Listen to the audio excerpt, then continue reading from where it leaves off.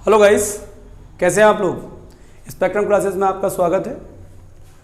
Last जो हमने video बनाया था जिसमें हमने डिस्कस किया था चैप्टर के बारे में केमिकल रिएक्शन एंड इक्वेशन, तो उसमें जो डेफिनेशन हम लोगों ने डिस्कस करी थी उस वीडियो में हम लोगों ने डीकम्पोजिशन रिएक्शन है और कॉम्बिनेशन रिएक्शन है, एक्सोथर्मिक है, एंडोथर्मिक है, रिएक्टेंट है, प्रोडक्ट हैं, व्हाट इज़ केमिकल रिएक्शन और केमिकल रिएक्शन को जो पहचानने की जो टर्म थी कि केमिकल रिएक्शन हुई है इसकी टर्म, ये सारी हमने दो जो पिछली हमारी क्लासेस हैं इन क्लासेस में हम लोग डिस्कस कर चुके हैं।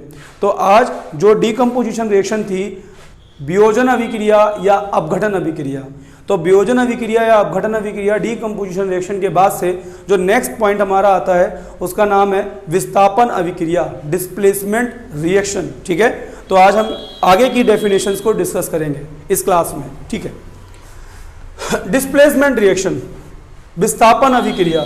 तो व्हाट इज डिस्प्लेसमेंट रिएक्शन, विस्थापन अभिक्रिया किसे कहते हैं। विस्थापन के नाम से क्या लग रहा है, विस्थापन मतलब हटा के कोई चीज किसी को वहां से हटा दे और उसका स्थान खुद ग्रहण कर ले, तो इसे हम लोग बोलते हैं डिस्प्लेस कर दिया, विस्थापन कर दिया।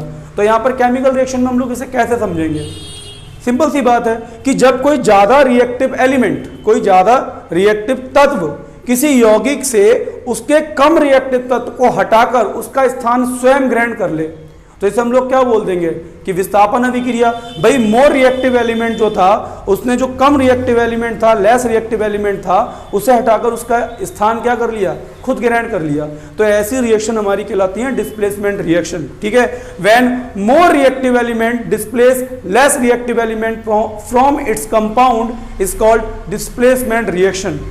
हिंदी में क्या बोलेंगे, वह अभिक्रिया जिसमें कम क्रियाशील पदार्थ को कोई अधिक क्रियाशील पदार्थ उसके यौगिक से हटा दे, क्या कहलाती है, विस्थापन अभिक्रिया कहलाती है। जैसे वह अभिक्रिया जिसमें अधिक क्रियाशील तत्व कोई मोर रिएक्टिव एलिमेंट किसी यौगिक के कम क्रियाशील तत्व को, किसी यौगिक में कम क्रियाशील तत्व पहले से उपस्थित है और उस कम क्रियाशील तत्व को कोई अधिक क्रियाशील हटाकर उसका खुद स्थान ग्रहण कर ले, तो ऐसी अभिक्रिया कहलाती है विस्थापन। डिस्प्लेस कर देना, किसी चीज का स्थान हटाकर कोई दूसरी चीज या कोई पर्सन या कोई तत्व, कुछ भी बोल लो, हटाकर उसका स्थान ले लेगी, तो इसको हम लोग बोलेंगे विस्थापन अभिक्रिया। फॉर एग्जाम्पल से एकदम क्लियर हो जाएगा कि क्या है।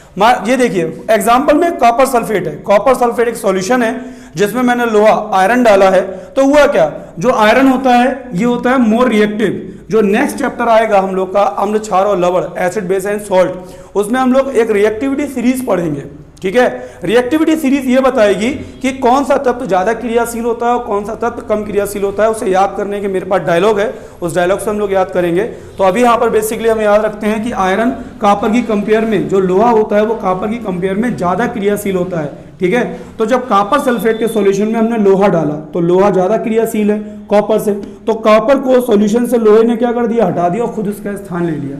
देख लो, दिख रहा होगा साफ साफ कि ये सल्फेट जो अभी कॉपर के साथ में है, मगर जब इसमें लोहा डाला गया तो कॉपर क्या हो गया, हट गया और इस पे क्या आ गया, लोहा। तो सॉल्यूशन का बन गया, कॉपर सल्फेट का था, लोहा डालने पर फेरस सल्फेट का बन गया और कॉपर निकल गया।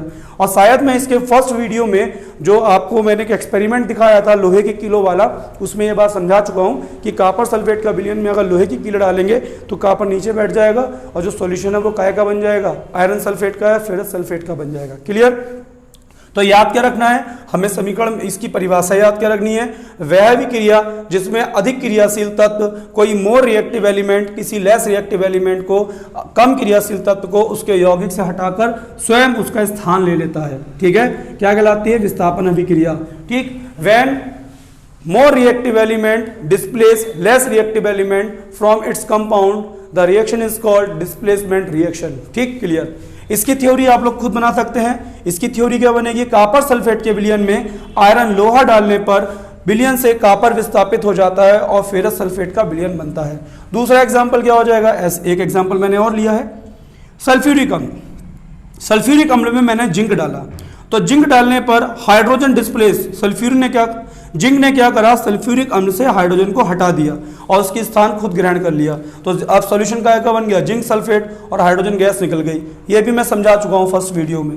तो सल्फ्यूरिक अम्ल में जिंक डालने पर, इसकी थ्योरी कैसे लिखेंगे, सल्फ्यूरिक अम्ल में जिंक डालने पर जिंक सल्फ्यूरिक अम्ल से हाइड्रोजन को H2 को विस्थापित कर देती है और जिंक सल्फेट का विलयन बनता है। मैं जितना भी यहाँ बोर्ड पे पढ़ाता हूँ और लिखता हूँ इन सब का स्क्रीनशॉट लिया करो। मैं थ्योरी सारी लिख ही देता हूँ, इन थ्योरी को आप अपनी स्क्रीनशॉट लेके कॉपी में नोट्स बनाओ। उसके अलावा जो एग्जांपल्स मैं बोलता हूँ उन एग्जांपल की थ्योरी लिखकर फिर उनकी केमिकल रिएक्शन लिखो। ठीक है, क्लियर? चलिए आगे, डिस्प्लेसमेंट रिएक्शन क्लियर हो जाती है।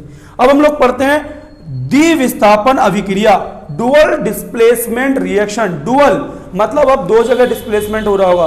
बहुत इजी रिएक्शन है, बहुत ज्यादा इजी। वह अभिक्रिया जिसमें अभिकारक अपने आयनों का एक्सचेंज कर लें। आयनों का एक्सचेंज मतलब अगर मैं एग्जांपल दिखाऊं तो मेरे पास यहाँ दो मार्कर हैं, ये दो मार्कर हैं। अब ये दो मार्कर जब आपस में क्रिया करें तो ये रेड मार्कर इसकी ब्लैक कैप ले ले और ब्लैक मार्कर इसकी रेड कैप ले ले, तो ये क्या हो गया, इन दोनों ने अपनी कैप को क्या कर लिया, एक्सचेंज कर लिया।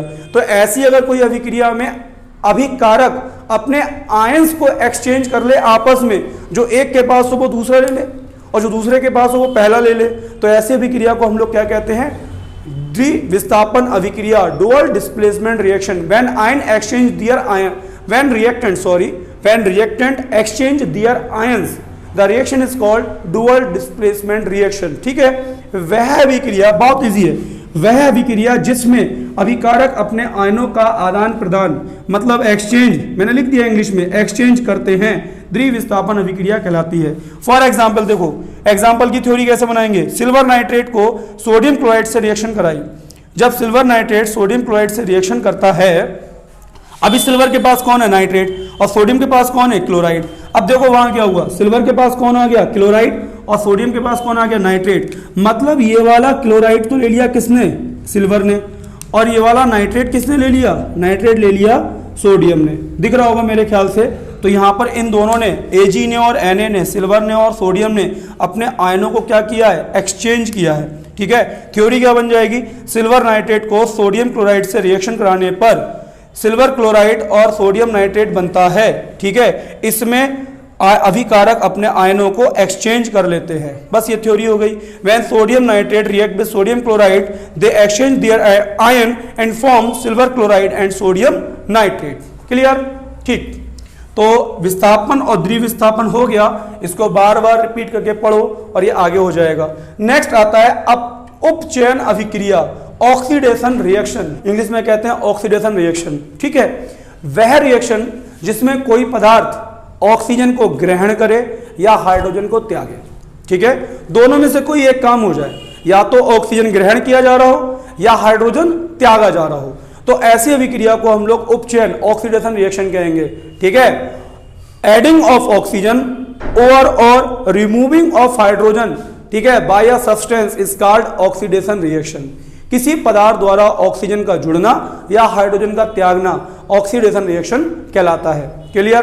फॉर एग्जांपल, कॉपर ने ऑक्सीजन को ग्रहण किया तो सीधी सी बात कौन सी हो गई, ऑक्सीडेशन रिएक्शन हो गई। डिट्टो इसका उल्टा है उपचयन अभिक्रिया, रिडक्शन रिएक्शन। रिडक्शन रिएक्शन क्या होती है, जस्ट उल्टा कर दो, ऑक्सीडेशन का उल्टा कर दो रिडक्शन, अब उपचयन का उल्टा कर दो अपचयन हो जाएगा। कैसे? किसी पदार्थ द्वारा हाइड्रोजन का जुड़ना, हाइड्रोजन का ग्रहण करना या ऑक्सीजन का त्यागना। ठीक है, ऊपर वाले का उल्टा हो गया। उपचयन में हमने क्या पढ़ा था, ऑक्सीजन का जुड़ना और हाइड्रोजन का त्यागना। अपचयन में हमने क्या पढ़ा, हाइड्रोजन का जुड़ना और ऑक्सीजन का त्यागना। अपचयन अभिक्रिया कहलाती है किसी पदार्थ द्वारा हाइड्रोजन का ग्रहण करना या ऑक्सीजन का त्यागना, अपचयन अभिक्रिया कहलाती है।